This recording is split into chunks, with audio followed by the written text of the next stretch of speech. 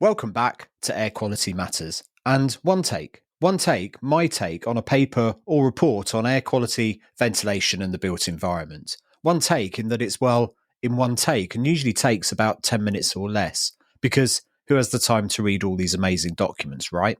This week, we're diving into what I think is a really interesting piece of research, especially when so many of us are still working from home, at least some of the time. It's a study published in Building an Environment in 2024 by Anna Young and a team from places like Harvard and Emory. The title is Home Indoor Air Quality and Cognitive Function over 1 year for people working remotely during COVID-19. Essentially, they asked, does the air in our homes actually affect how well we think and perform when our home is our office? And what can we do about it? It's a question I think many of us have probably wondered about at some point, especially on those days when focusing feels like a bit of an uphill battle. It's not without its limitations, this work, but I think it's a starting point for very important research.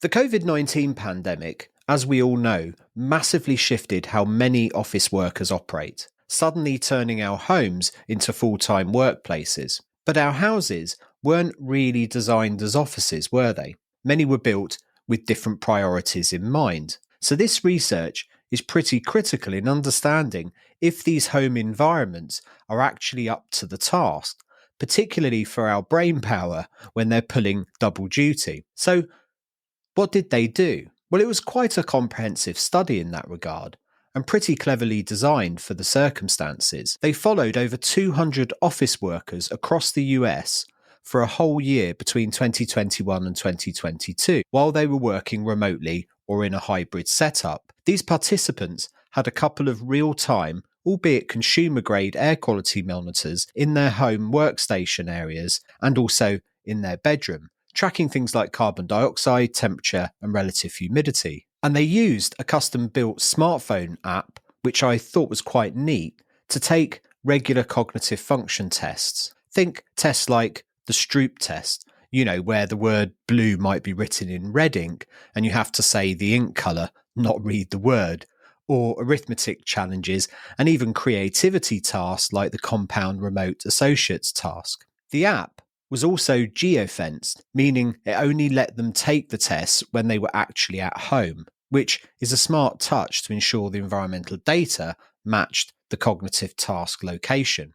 The main things they looked at in terms of exposure were the level of CO2 and the heat index, which is basically what the temperature feels like to the human body when you factor in relative humidity, in the 30 minutes leading up to each cognitive test. This 30-minute window gives a good sense of the acute environment someone is in just before they try to really focus. Interestingly, they had planned to look at fine particulate matter as well, but in most of these homes, the levels were actually so low, often below the monitor's accuracy limits, that they couldn't really include it in the main statistical models, which in itself is an interesting observation about these particular home environments, perhaps cleaner in terms of particles than some might expect, or at least below the threshold of the specific sensors. All right, so what did they actually find?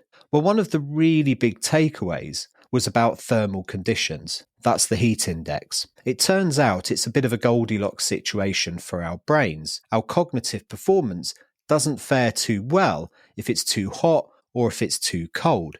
The relationship wasn't straightforwardly linear either, where, say, warmer is always better or always worse. Instead, it was more of an upside-down U-shape for some tasks, particularly creative problem-solving. Performance on the Stroop test and the creativity test tended to be poorer when the conditions were either too warm or too cold. For instance, when the heat index was below about 23 degrees Celsius, that's about 73 degrees Fahrenheit. A warmer environment was actually linked to better performance on things like cognitive speed and creativity. People did better, But once you got above that 23-degree mark, a warmer heat index started to be associated with worse creativity thinking and was suggestively linked to a dip in performance on the Stroop test too. So there's definitely a sweet spot, and straying too far either way seems to impact how we think. They also noted that temperature and relative humidity seems to interact in complex synergistic ways to affect our cognitive function. It's not just one thing or the other in isolation. This isn't entirely surprising if you think about it. Other studies in different settings have pointed to this non-linear effect of temperature. When we're uncomfortably hot or cold, our body is working harder to regulate its core temperature, and that physiological stress can divert resources and attention away from complex cognitive tasks. What this study really does is bring that understanding firmly into the home working environment, which hasn't really been studied that much in this way. It also highlights that achieving optimal isn't a one-size-fits-all thermostat setting.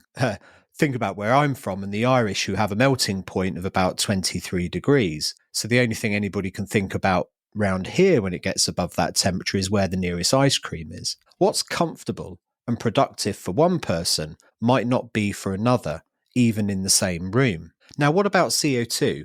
This is always a big one in indoor air quality discussions, often used as a proxy for ventilation. And in this study, the CO2 levels in most homes were actually quite low, and I'd argue very low, generally below 640 parts per million. Yeah, you heard me right. The median was around 632 parts per million across all the data collected by the monitors, and about 678 parts per million in the half hour before the cognitive tests were taken.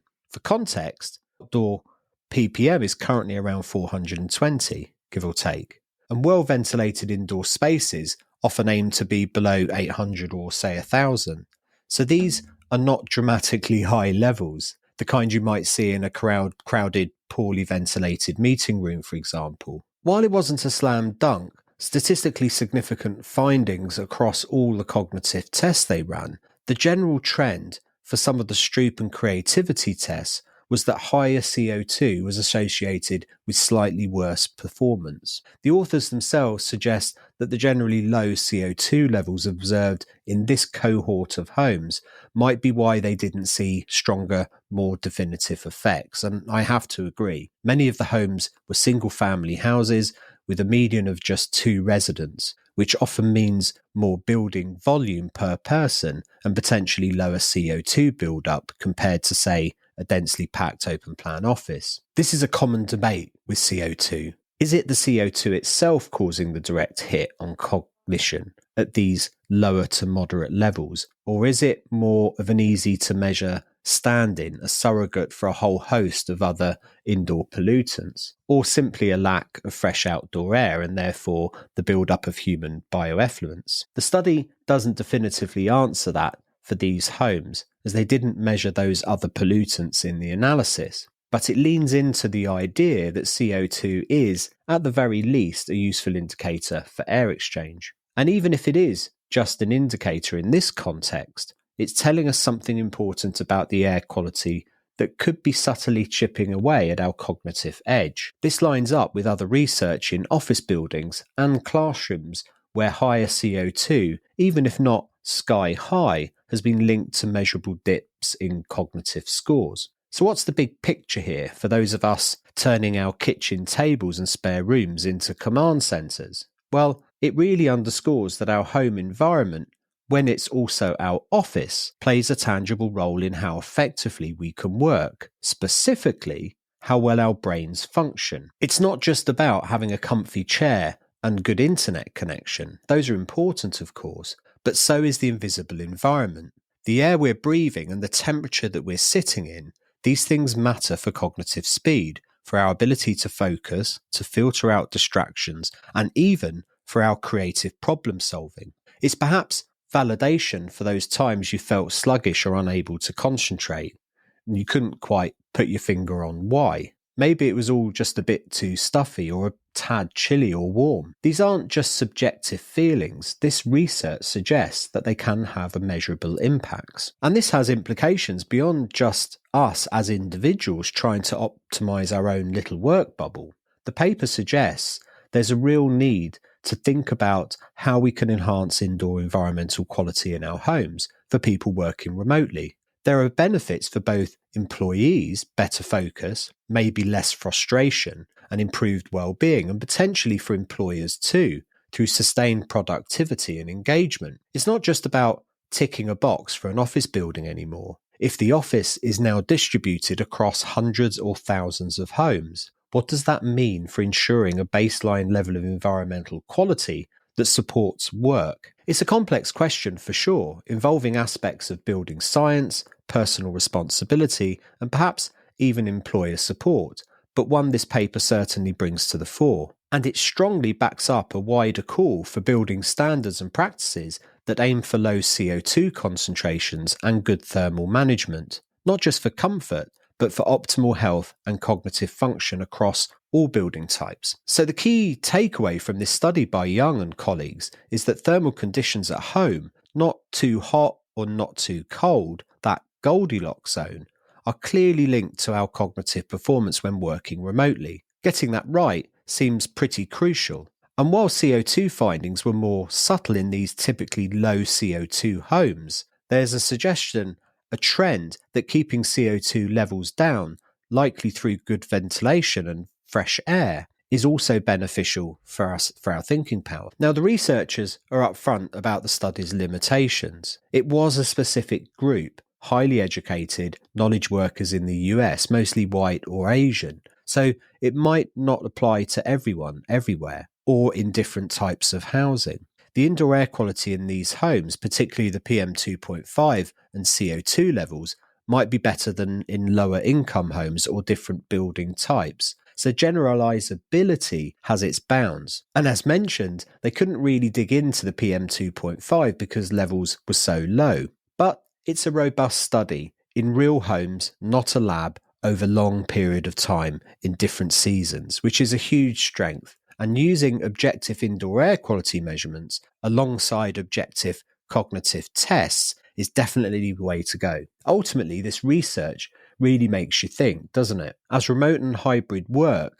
looks set to stay for many, becoming a permanent feature of the employment landscape, perhaps it's time we all, as individuals, and maybe even as employers and policymakers, paid a bit more attention to the invisible environment of our home offices. It's about creating a home environment that doesn't just shelter, but actively supports our well-being and ability to perform, especially when those lines between home and work are now so blurred.